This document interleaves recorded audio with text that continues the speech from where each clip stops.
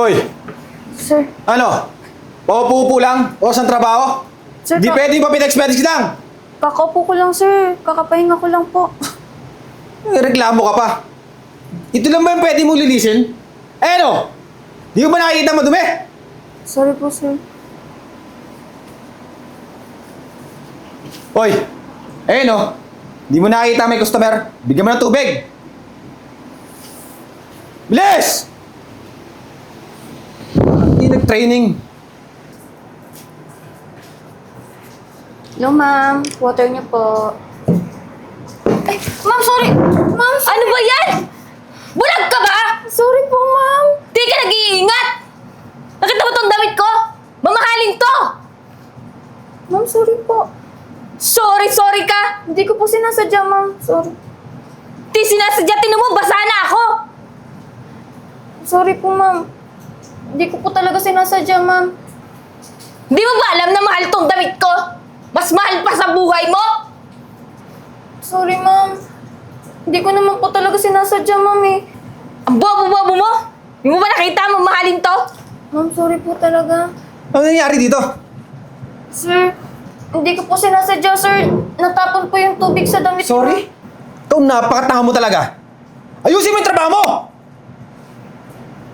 Gusto na dito!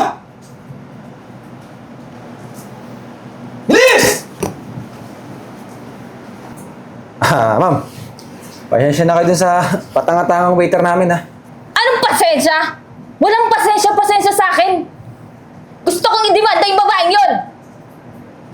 Ma'am. Pwede pong kumalma muna kayo. Ako na pong bahala dito sa ginawa niya. Hindi! Hindi ako papayag! Gusto kong idemanda siya! Turuan siya ng leksyon! Pabobo-bobo! Sige, ma'am. Ako, sabi ko na lang po. Sige! At sabihin mo sa kanya, humanda siya sa ikakaso ko sa kanya! Sige, ma'am.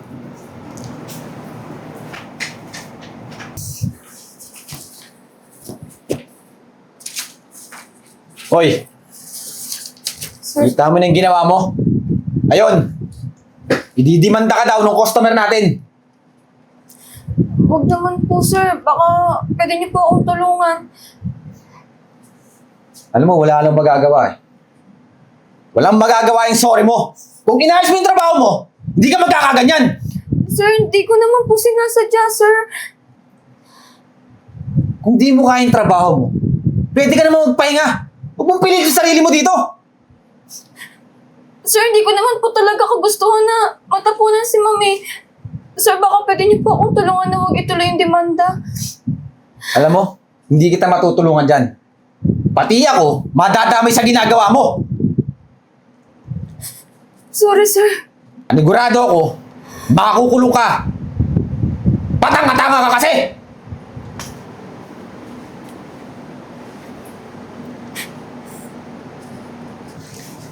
Nakausap ko na po yung waiter namin patanga-tanga.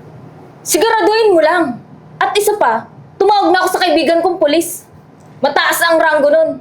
At sisiguraduhin ko, mapapatanggal siya dito. At ipapakulong ko siya. Sige ma'am, hindi naman po makakaalis yun. Sabi patangtang. Mayor! Morning po, Mayor. Morning po. Upo po muna kayo. Hindi na. Actually, sumadya talaga ako dito kahit medyo busy ako. Nag-report kasi sa amin na may magsasampa daw ng kaso dito.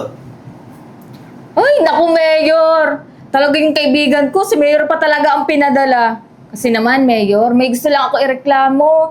Kala mo naman yung damit ko, tinaman, ang mahal-mahal. Tapos tatapunan lang dito. Gusto kong idemanda yung babaeng yun. Ganun ba, ma'am? Nasaan po ba siya? Sandali lang po, Mayor. Tatawagin ko po.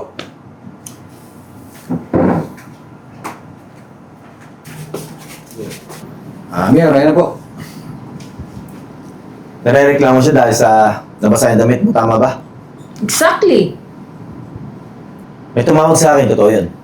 Yun yung kapatid ko, si Pe. Totoo, Mayor, kapatid niya yan? Ba't dito nagtatrabaho? Oo, di ako nagbibiro. Kapatid ko yan. Sa totoo lang, mas pinili niya magtrabaho sa mga ganito. Kasi gusto niyang maranasan kung anong buhay ang meron sa mahihirap. Para pag dumating yung panahon na siya naman yung pupwesto, kung nasaan ako ngayon, eh alam niya kung sino yung mga tutulungan niya.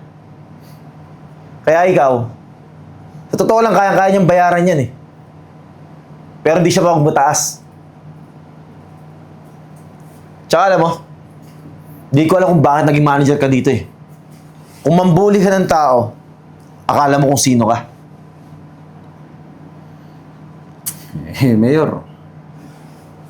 Sinita ko lang naman sa trabaho kasi pamali-mali yung gawa niya eh. Oo, pwede ka naman manita eh. Wala akong problema kung maninita ka lang eh. Pero sana yung nasa tama. Actually, alam ko lahat ng nangyayari dito eh. Ganun ka kabuli. Alam mo, naging manager ka lang. Nagmamataas ka na. Eh, paano naman yung mga ibang empleyado dito?